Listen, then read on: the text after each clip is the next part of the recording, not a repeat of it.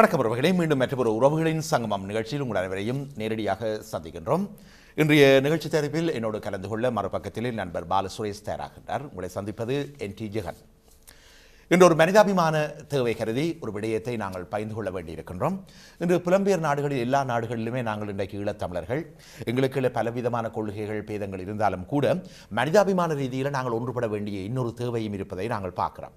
ஏனென்று சொன்னால் நாங்கள் எல்லாருமே ஈழத்தில் இருந்து ஒரு குறுகிய கால ஒரு எல்லைகளில் வித்தியாசத்தில் கிராமங்கள் நகரங்கள் ரெண்டு பட்டணங்கள் ரெண்டு வாழ்ந்து நாங்கள் ஒன்று கூடும் பொழுது நாங்கள் எல்லாருமே ஈழத்தமிழர்கள் என்ற ஒரு பார்வைக்கு வந்துடுவோம். எங்களுக்குள்ள ஒரு இன்னல் நிலைந்தால் அல்லது ஒரு வேதனை என்று ஒருவர் சந்திக்க வழிகிட்டால் நாங்கள் எல்லாருமே அதை பகிர வேண்டிய ஒரு தேவை எங்கள்கிட்ட இருக்குது. அது எங்களோட கலாச்சார பாரம்பரியத்தில் ஒரு விடயமாக நாங்கள் பார்க்குறோம்.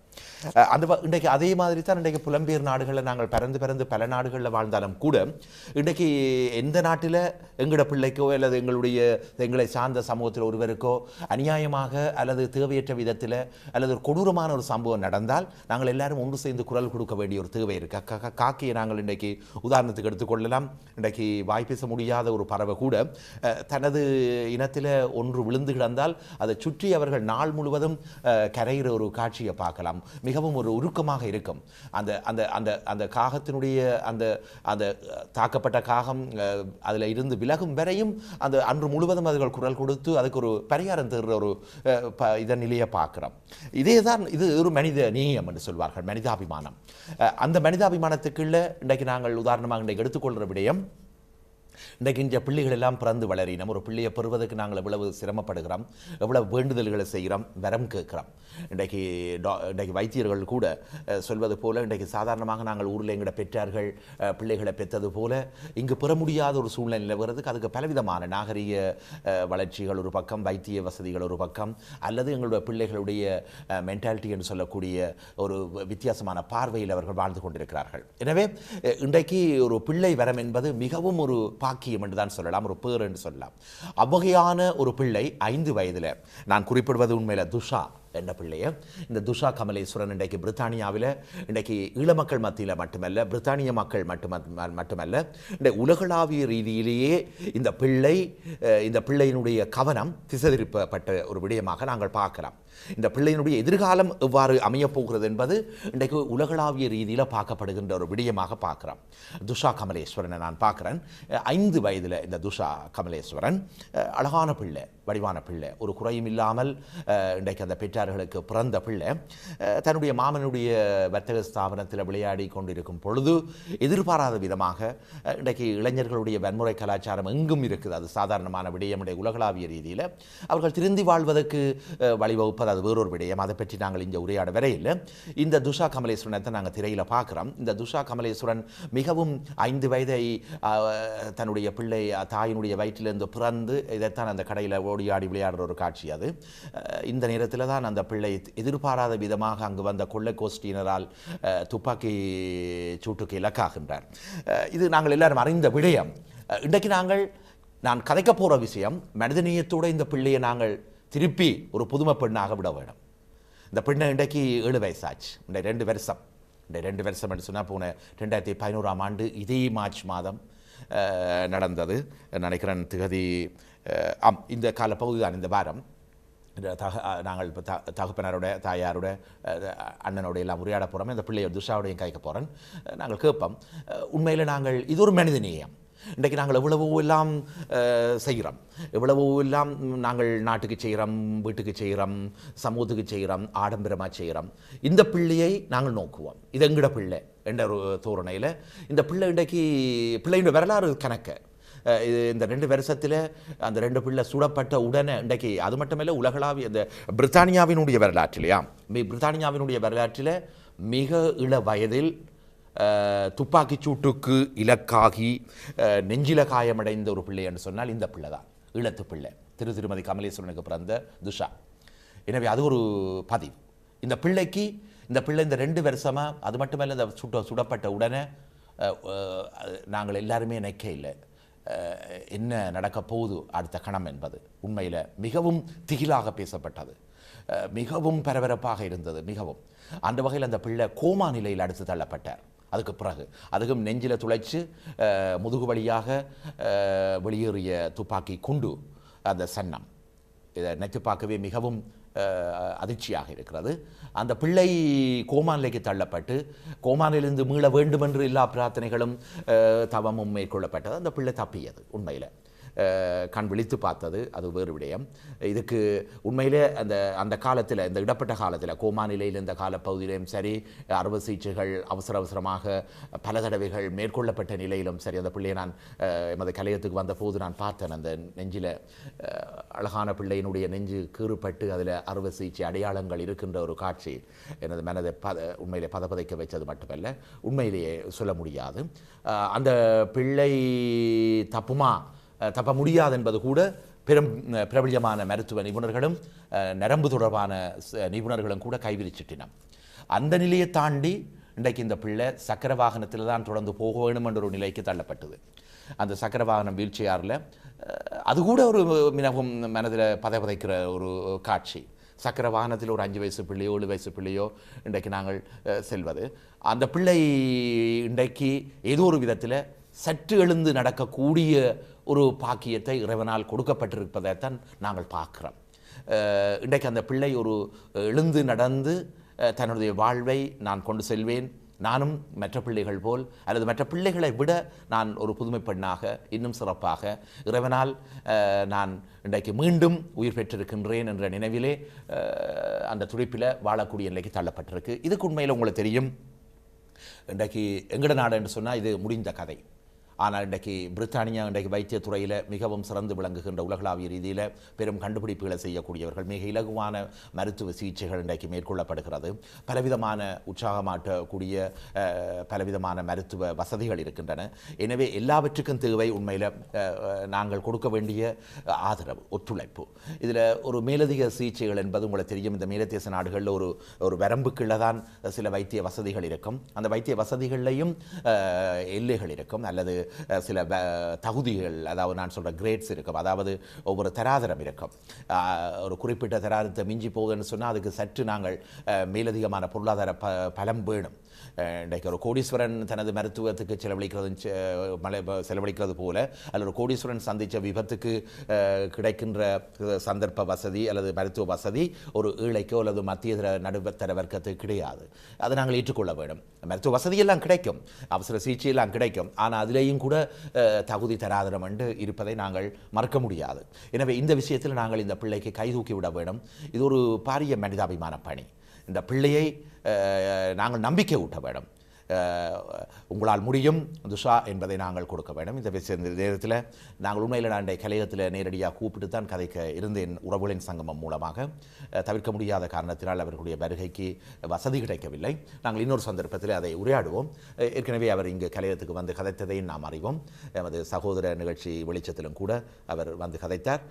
நாங்கள் உறவுகள் சங்கமத்தின் ஊடாக கூட ஒரு வலுவூட்டுவோம். அந்த வகையில் இப்பொழுது நான் நேரடியாக அவருடைய வீட்டுக்கு தொலைபேசியை அழைப்பதற்கு நண்பர் பாலசுரேஷுக்கு அன்பாக கேட்கின்றேன். இப்பொழுது நாங்கள் துஷாவினுடைய அப்பா கமலேஸ்வரனை முதல்ல சந்திப்போம். வணக்கம் கமலேஸ்வரன். வணக்கம் ஜெயகண்ணா. கமலேஸ்வரன், துஷா என்ன செய்கிறா? இருக்கா இப்பொழுதெல்லாம் நான் நினைக்கிறேன் ஈஸ்டர் விடுமுறை நாட்கள் என்ன ஸ்கூல் ஹாலிடே, அப்போ வீட்டில் இருக்கா? ஆம், இன்று 7 வயது ஆகிவிட்டது. சரியா இந்த மார்ச் மாதம் எத்தனாம் தேதி கமலேஸ்வரன் நடந்தது? 29ஆம் தேதி. 29ஆம் தேதி. ஆமாம். இன்றைய நிலையில நீங்கள் எப்படி பார்க்குறீங்க சொல்லுங்க கமலேஷ். உங்களுடைய நீ உடன் இருந்து இன்றைக்கு ஒரு சாதாரண தகப்பனா நான் உங்களை பார்க்க முடியாது. ஒரு வலிமை கொண்ட நீங்களும் ஒரு புதுமை தகப்பனா தான் நான் பார்க்குறேன். வாழ்த்துக்கள். உங்களுக்கு ஒரு பலம் குன்றக்கூடாது. உங்களுக்கோ உங்களோட மனைவிக்கோ உங்களோட மற்ற மகனுக்கோ இல்லை மற்ற தங்கச்சிக்கோ எந்த விதமான மனப்பலமும் குன்றாமல் அவர்களை அந்த துஷாவை வளர்த்தெடுக்க வேண்டிய தேவை இருக்குது. அதுக்கு இந்த எமது ஈழ உலகம் மட்டுமல்ல, எல்லாருமே ஒன்று நிற்போம் என்பதை நீங்கள் உறுதியாக எடுத்துக்கொள்ளுங்க. அந்த வகையில் இன்றைய நிலையில் எப்படி துஷாவை பார்க்குறீங்க நீங்கள்? துஷாவை இன்றைய நிலைமையில பார்க்குறேன். ரெண்டாவா வந்து இருந்ததை விட வந்து நல்லா வந்து கொண்டு இருக்கிறா. அதாவது நீங்கள் அதாவது நான் சில நேரத்தில் அதுகளை நினைத்து பார்க்க சில சங்கடங்கள் இருக்கும். அந்த நடந்த அந்த நாட்கள் அல்லது அந்த பிள்ளை கோமா நிலையில் இருந்த நாட்களில் உண்மையில் உங்களோட நிலைமை எப்படி இருந்திருக்கும் என்பதை நாங்கள் விவரித்து சொல்ல முடியாத தன்மை இருக்கும். இருந்தாலும் அந்த நிலையில் நீங்கள் எவ்வாறான இன்று நீங்கள் காண்கின்ற காட்சியையும் பார்க்கும் பொழுது உங்கள் மத்தியில் எவ்வாறான நம்பிக்கை இருக்குது கமலேஸ்வரன்? என்னடா இப்போ வந்து ஆம், அதாவது நான் கேட்பது என்னென்னு சொன்னால் இந்த துஷாவுக்கு இன்றைக்கு மேலதிகமாக ஒரு நம்பிக்கையை கொடுப்பதற்கு நாங்கள் எல்லாருமே ஒட்டுமொத்தமாக பெற்றார் சகோதரர்கள் உங்களோட உறவுகள் எல்லாம் சேர்ந்து எவ்வகையான ஒரு தேவையை நாங்கள் அதிகரித்தால் அந்த பிள்ளை எதிர்காலத்தில் பிரகாசிக்கும் என்று நீங்கள் நம்புறீங்கள் என்பதுதான் இந்த கேள்வி. அவருக்கு வந்து மன நம்பிக்கை தான். இப்போ வந்து பார்த்தீங்கன்னா எங்களோட ஒரு மனம் தளராதபடியாகத்தான் நாங்கள் இவ்வளவு வந்திருக்கிறோம். எத்தனையோ பேர் எத்தனையோ சொல்லியும் நாங்கள் தளரவிட இல்லை மனத்தை. அந்த ஒரு முடியில நின்றாங்களா வந்து நடப்பான்ற ஒரு முடிவோடு நின்றாங்க. நின்றதுக்கு தக்க பலன் இப்போ கொஞ்சம் கொஞ்சம் வந்து கொண்டு இருக்கு. அண்மையில் நாங்கள் இந்த பிரித்தானிய பத்திரிகைகளும் சரி ஊடகங்களும் சரி பரபரப்பான ஒரு செய்தியை வெளியிட்டிருந்தன கமலேஸ்வரன். அந்த பிள்ளையினுடைய அதாவது ஆரோக்கியத்தில் ஒரு முன்னேற்றம் காணப்பட்டுள்ளது. சற்று சக்கர வாகனத்திலிருந்து எழுந்து சில அடிகள் எழுந்து நடக்கக்கூடிய வாய்ப்பு ஏற்படுவதாக செய்திகள் வந்தன. அது உண்மையோ? அவ வந்து இப்போ ஒலிம்பி இப்போ பிடிச்ச ஒரு சப்போர்ட்டோட கால் தூக்கி வைப்பா. அந்த என்னென்னா இப்போ வந்து சொல்ல போனா இப்போ வந்து 7 ஆண்டு சொன்னா அவ வந்து காலால தூக்கி இல்லாம இருந்திருக்கும். முன்னேறி வருகின்றபடியா தான் கால் தூக்கி மூவ் பண்ணி நடப்பா. வந்து அவ வந்து எல்லா தன்மையும் திருப்பி வந்து கொண்டிருக்க அவளுக்கு. டாக்டர் வந்து எங்களுக்கு சொல்லி இருக்கிறா வந்து அவன் வந்து நடப்பா வந்து இவ்வளவு காலம் என்று சொல்ல மாட்டோம் என்றும் லைஃப்ல அவ வந்து நடக்கக்கூடிய தன்மை வந்திருக்கண்டு. எனவே ஆரம்ப காலத்தில் சில மருத்துவர்களும் நரம்பியல் நிபுணர்களும் சற்று தயங்கினார்கள். ஆனால் இப்பொழுது நீங்கள் கூறுகின்ற கூற்றின்படி மருத்துவர்களுடைய கூற்றின்படி எழுந்து நடப்பது ஒரு வியப்பான காரியமாக இருந்தாலும் அது நிச்சயமாக நிறைவேறக்கூடிய அல்லது மேலதிகமான வைத்திய சேவையை வைத்திய சிகிச்சையை நாங்கள் செய்தால் அல்லது பிள்ளைக்கு தேவையான சில உடற்பயிற்சிகளோடு கூடிய ஆரோக்கியமான வைத்திய வசதிகளை செய்தால் அந்த பிள்ளையை மற்றைய பிள்ளைகள் போல் நாங்கள் காண முடியும் என்ற ஒரு நம்பிக்கையை வெளியிட்டிருப்பதை நாங்கள் அவதானிக்கக்கூடியதாக இருக்கிறது இல்லையோ? ஆம், அது உங்களுக்கு ஒரு நிறைவை தருகின்ற அதே நேரம் கமலேஷ் உண்மையில் வெளிநாடுகளில் மிகவும் நாங்கள் பொருளாதாரத்தோட முட்டி மோதுற நிலை இருக்குது. இன்றைக்கு பிள்ளையினுடைய வைத்திய வசதிகளை எவ்வாறு பராமரிக்கப்படுகிறது அதை பற்றி ஒரு முறை சொல்வீர்களா? இப்போ இங்க வந்து வீட்டுல நாங்கள்லாம் பார்க்குறோம் பிள்ளைய. அப்ப அதை விட ஹாஸ்பிட்டலுக்கு போய் நிற்கிறது. ஒரு வாரத்தில் இப்பொழுதும் சிகிச்சைகளை மேற்கொள்கிறார் அவ துஷா. 3 மந்த்துக்கு ஒருக்கா வந்து ஹாஸ்பிட்டல்ல போய் ஸ்டே பண்றா. 2 வீக் ஒரு 3 மாதத்துக்கு ஒரு முறை அப்படியும் 2 கிழமைகள் தங்க வேண்டும். அப்படியோ அங்க நிக்கணும் ஹாஸ்பிட்டல்ல போய். அவ வந்து இந்த ரீஅபிடேஷன் வந்து ஸ்டாக்மெண்டேவில இருக்கிற ஹாஸ்பிட்டல் ஒன்றுல. அந்த 2 கிழமைகளும் எவ்வாறான சிகிச்சைகள் பிள்ளைக்கு வழங்கப்படும்? அங்க வந்து பிசியோ வந்து செய்வினம் வந்து மற்ற இந்த இப்ப வந்து ரெக்மில்லன் புக் பண்ண விடுவீங்க நடக்க விடுவீனம். அந்த வீடியோ வந்து வந்திருக்கு நினைக்கிறேன். டெய்லி இதுல வந்திருக்கு, சண்டே மிரர்ல வந்திருக்கு அந்த வீடியோ ஆன்லைன்ல. ஓகே, நாங்கள் அடுத்த முறை சந்திக்க கதை இருக்கா பாப்போம். அந்த ரெக்மில்ல நடக்க விடுற மற்ற அந்த பிசியோ வந்து ஸ்டாண்டிங் பண்ணி நிக்க விடுறது. மற்ற டாக்டர் வந்து செக் பண்ணுவா. பிள்ளை வந்து ஸ்கேனிங் செய்யுற வாக்கு வந்து மற்ற ஸ்கிரீனிங்க்கு கொண்டு தண்ணிக்க விட்டு நடக்க விடுறது. எமது அன்பான உறவுகளை நாங்கள் இந்நேரத்தில் கதைக்கலாம். உண்மையில் நீங்கள் பாருங்கள், இந்த பிள்ளை இன்றைக்கு நல்ல மூலசாலி பிள்ளையினுடைய கண்ணில் ஒரு பிரகாசம் தெரியுது. நான் நேராக பார்த்தபோது அந்த பிள்ளை எதிர்காலத்தில் நல்ல ஒரு சிறந்த ஒரு நிபுணராக வரக்கூடிய, தானும் ஒரு பெரிய ஒரு நிபுணராக வரக்கூடிய வல்லமை தெரிகிறது. எனவே இந்த பிள்ளையினுடைய நம்பிக்கையோடு தெரியுது. பிள்ளையினுடைய இன்றும் அந்த பிள்ளையில் அதே சிரிப்பு, அதே புன்முறுவல், அதே உற்சாகம், அது இறைவன் அதை தளர்ந்துவிட விடவில்லை. எதிர்பாராத விதமாக வன்முறை கும்பல்களினால் அவ்வாறான சம்பவம் ஏற்பட்டாலும் கூட அதை ஒரு விபத்தாக இறைவன் அதை ஏற்று அந்த விபத்தில் இருந்து இந்த பிள்ளைக்கு நல்ல ஒரு வரத்தை கொடுத்திருக்கிறான் என்றுதான் நாங்கள் பார்க்கலாம். கமலேஷ், பிள்ளையினுக்கு இந்த சம்பவம் நடக்கும் பொழுது 5 வயதாக இருந்தது. அப்பொழுது என்ன வகுப்பு படித்துக் கொண்டிருந்தார்? அவர் ரிசப்ஷன் படித்துக் கொண்டிருந்தவா. அப்படியா? அந்த காலத்தில் பிள்ளையினுடைய விவேகம் அல்லது துடிப்புகள் எப்படி இருந்தது அந்த சம்பவத்துக்கு முதல்? அவன் நல்லா படிப்பா. அப்போ ஸ்கூல் வந்து ஒரு நாளும் லீவ் எடுக்க மாட்டா. டெய்லி போய்கொண்டே இருப்பா ஸ்கூலுக்கு. நாங்களும் என்ன வேலை இருந்தாலும் இப்ப நாங்கள் இல்லாட்டிக்கும் வேறு யாரையும் கொண்டு விட்டாலும் போயிடுவா ஸ்கூலுக்கு. யாரும் நிக்கிறவே பிடிச்சு கொண்டு போயிடுவா ஸ்கூலுக்கு. அதே அதே நேரம் இன்று 7 வயது இப்பொழுது இந்த 2 வருடங்கள் இப்பொழுது அவருடைய கல்வி நிலை என்ன மாதிரி பாடசாலை நிலை 1 இயர் ஹாஸ்பிட்டலுக்கு இந்த ஸ்கூலுக்கு போகாமல் இருந்தவா ஒரு வருஷமா ஓமாம் அவ இப்ப வந்து திருப்பி போய் கொண்டிருக்கிறா இயர் 3 வந்து படிக்கிறா இப்ப இப்பொழுது பாருங்கள் அப்ப மூன்று வகுப்புக்கு அங்க உயர்ந்திருக்கிறா என்ன உயர்ந்திருக்கிறா அவ வந்து நல்லா இப்ப வந்து இப்போ அவ வந்து ஒரு 6 மந்த் தான் போறா ஸ்கூலுக்கு ஓம் ஆனா அவன் வந்து இப்ப போன காலத்துல வந்து நல்லா ரீட் பண்ண துவங்கிட்டா இங்கிலீஷ் வந்து ஓம் நல்லா அவ வந்து படிப்புல வந்து நல்ல நல்ல முன்னேற்றம் வந்து அப்படியா நல்ல மேக்ஸ் செய்வா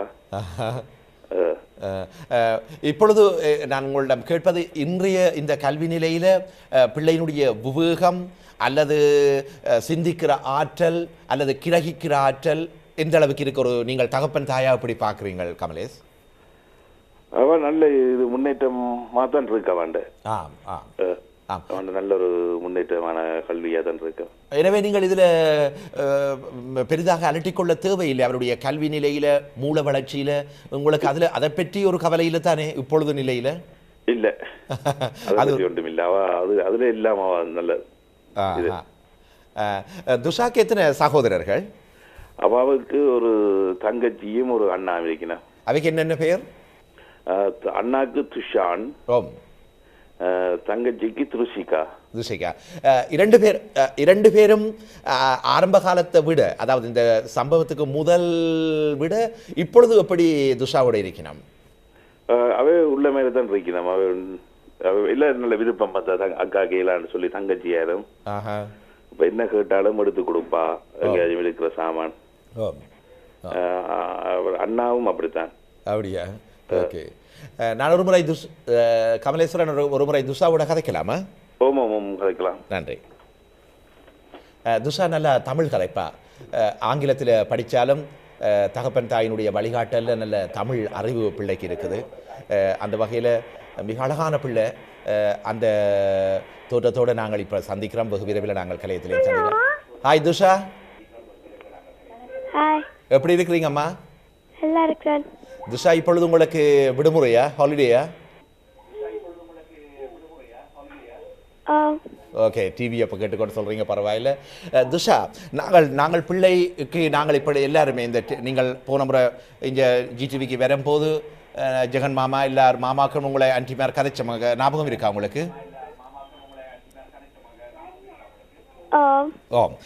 பிள்ளைக்கு நாங்கள் சொல்ல விரும்புவது இந்த நேரத்தில் தொலைக்காட்சி மூலம் இது உங்களோட கம்யூனிட்டி தொலைக்காட்சி உங்களுக்காக சேவையாற்ற உங்களை போன்ற பிள்ளைகளுக்காக உற்சாகத்தையும் நல்ல ஆதரவையும் கொடுப்பதற்கு செயலாற்றுகின்ற ஊடகங்கள் என்ற நிலையில் நீங்கள் ஒரு நம்பிக்கை கொள்ள வேணும் ஒரு நம்பிக்கை என்று சொன்னால் உங்களுக்கு ஒரு நல்ல கான்ஃபிடென்ட் ஒன்று வர வேணும் நானும் மற்ற பிள்ளைகள் போல நானும் நிமிர்ந்து வாழ்வேன் அது மட்டுமல்ல மற்ற பிள்ளைகள் போல நானும் இனி ஓடி ஆடி விளையாடுவேன் நானும் மற்ற பிள்ளைகள் போல் படிப்பேன் நானும் மற்ற பிள்ளைகளை விட இன்னும் படிப்பேன் அது மட்டுமல்ல மற்ற பிள்ளைகள் போல நானும் நல்ல ஜாப் கிடைச்சி நல்ல யூனிவர்சிட்டிக்கு போய் நல்ல அம்மா அப்பாவுக்கு நல்லா உழைச்சி கொடுத்து என் தங்கச்சி அண்ணாவோட சிறப்பாக இருப்பேன் என்ற கான்ஃபிடென்ட் உங்களுக்கு வருமென்று நான் நம்புகிறேன் அந்த கான்ஃபிடென்ட் உங்களுக்கு இருக்குதா துஷா சொல்லுங்களேன் எப்படி எப்படி எண்ணுவீங்கள் எப்படி யோசிப்பீங்கள் நீங்கள் நல்ல கெட்டிக்காரி சொல்லுங்க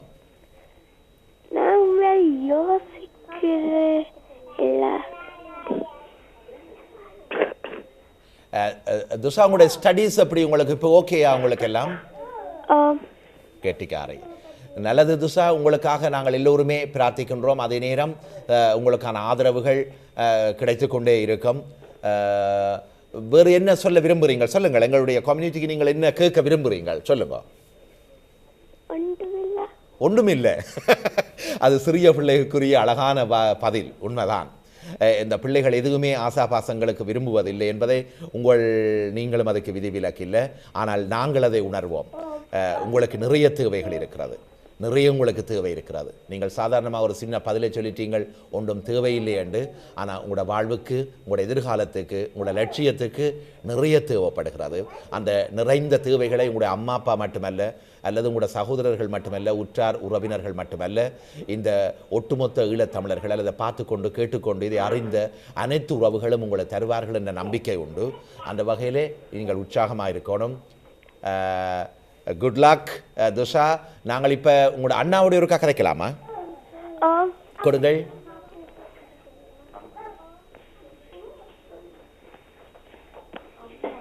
ஹலோ துஷான். ஹலோ துஷான் நான் கதைக்கிறீங்க? ஹாய் துஷான், நாங்கள் ஜிடிவியிலிருந்து கதைக்கிறோம். எங்களோட வீட்டில் ஜிடிவி இருக்குதா? பார்த்து கொண்டு இருக்கிறீங்களா இப்போ? ஓகே துஷான், இப்போ நாங்கள் துஷாவுக்காக தங்கச்சிக்காக நாங்கள் எல்லாருமே ப்ரே பண்ணுறது மட்டுமல்ல, அவருக்கு தேவையான எதிர்கால நல்ல வளமான உதவிகளை நாங்கள் வழங்க வேண்டும். இந்த நேரத்தில் தான் எல்லாருக்கும் உதவி செய்ய வேண்டும். துஷான், உங்களோட தங்கச்சிக்கு நீங்கள் என்னென்ன உதவிகள் செய்து கொண்டிருக்கிறீங்க? இப்போ அவக்கு நான் எக்ஸசைஸ் பண்ணுறதுக்கு ஹெல்ப் பண்ணுறேன். நான் அவக்கு அந்த படிக்கிறதுக்கு ஹெல்ப் பண்ணுறேன். நான் லேர்னிங். Okay, very good. அப்போ அந்த வகையில் துஷாக்கு கவலை இருக்காதே, எனக்கு அண்ணா உதவி செய்கிறார், எனக்கு தங்கச்சி உதவி செய்கிறார்ன்ற ஒரு நம்பிக்கையில் இருப்பாவே. அப்படியா? அதுதான் தேவை துஷான். அந்த பிள்ளை தனக்கு உதவிகள் கிடைக்கும், அந்த உதவினால் நான் மீண்டும் எழுந்து நடப்பேன் என்ற ஒரு நம்பிக்கை இருக்கும். என்ன இந்த ஆக்சிடென்ட்டுக்கு முதல் இருந்த துஷா சில வேளை உங்களோட எல்லாம் நல்ல சந்தோஷமா இருந்திருப்பா, இன்னும் விளையாடி சிரிச்சிருப்பா. இப்போ இதுக்கு பிறகு இப்போ எழுந்து நடந்து கொஞ்சம் சந்தோஷமா வந்தோன்னா பழைய மாதிரி வந்துட்டாவா, அல்லது அதை விட இன்னும் சிறப்பா இருக்கிறாவா? அவன் அதோட நீ இன்னும் நல்லா இருக்கிற ஒரு நம்பிக்கை வந்திருக்கேன்னு. ஓகே துஷான், நல்லது. தங்கச்சியினுடைய துஷாவினுடைய ஸ்டடீஸ், அதாவது நாலேஜ், அதை நீங்கள் பார்க்க உங்களுக்கு எப்படி இருக்குது இப்போ நிலையில்? அவள் இப்போ 1 year ஸ்கூலுக்கு போயிடா. இப்போ அதுக்கு பிறகு இப்போ கேட்ச் அப் பண்ணி இப்போ அவன் கிளாஸ்மேட்ஸோட நல்லா செய்கிற இப்போ ஸ்கூலில். துஷாவோட படிக்கிற பிள்ளைகள் அவை இந்த கிளாஸ்மேட்ஸாக இருக்கலாம், அல்லது வேறு வேறு கொலெக்ஸாக இருக்க பிள்ளைகளாக இருக்கலாம். அவையெல்லாம் எப்படி துஷாவில் இந்த இதுக்கு பிறகு காலேஜிலே அல்லது அந்த ஸ்கூலில் எப்படி அவர்களோட பிஹேவ் பண்ணினோம்? அவன் ஃப்ரெண்ட்ஸ் அது இல்லாமல் அவளுக்கு ஹெல்ப் பண்ணினோம். வீல் சேர் புஷ் பண்ணுறதுக்கு நான் ஹெல்ப் கரெக்டாக செய்வினோம். அப்படியா? ஓகே, நல்லது. நாங்கள் உண்மையில் துஷான் தங்கச்சியினுடைய வாழ்வில், தங்கச்சியும் எங்கட கம்யூனிட்டியில் அவாம ஒரு ஃபேமிலியில் ஒரு பிள்ளை என்ற முறையில் நாங்கள் அவாக்கு நேர்ந்த கதை ஒரு திடீரென்று ஒரு ஆக்சிடென்ட் மாதிரி தான் இருந்தது. அது அந்த நிலையில் இருந்து இன்றைக்கு மாறிட்டுது. 2 வருஷம் 2 years போட்டுது. அந்த பிள்ளை மீண்டும் எழுந்து நடக்கிற ஒரு அற்புதமான நிலை இப்பொழுது வந்திருக்கிறது. அதை மருத்துவர்களும் கூட ஆச்சரியத்தோடு பார்த்தாலும் அது நீடித்து இன்னும் சிறப்பாக வரும் என்று எதிர்பார்க்கினோம். நீங்கள் டாக்டர்ஸோட கதைக்கிறீங்களா? நீங்கள் கதைப்பீங்களா? அப்பா அம்மா கதைப்பினமா? நீங்களும் கதைப்பீங்களா? அப்பா அம்மா தான் கதைக்க டாக்டர்ஸ் சேர்ந்து. இப்போ கிட்டடியில் டாக்டர்ஸ் கதை கேட்க வகையான நம்பிக்கையை சொல்லிச்சு நம்ம துஷான். டாக்டர்ஸ் இப்போ சொல்லியிருக்கிறேன் தங்கச்சி இப்போ நடப்பினம் ஃபியூச்சரில் நடப்பினம் முந்தி சொல்ல டாக்டர்ஸ் முந்தி ஒன்று இது இல்லை. இப்போ மைண்ட் சேஞ்ச் பண்ணி சொல்லியிருக்கேன். இப்போ ஃபியூச்சரில் துஷா ஒலிம்பி நடப்பாண்ட. குட் குட், நல்லது துஷான். நாங்கள் தொடர்ந்து முறையாடுவோம். தங்கச்சி என்ன செய்கிறா? மற்றவா தங்கச்சி கதைப்பாவா வெக்கப்படுவாவோ? கதைப்பாவா? சும்மா ஒரு வேர்ட் கொடுங்க கதைப்பம்.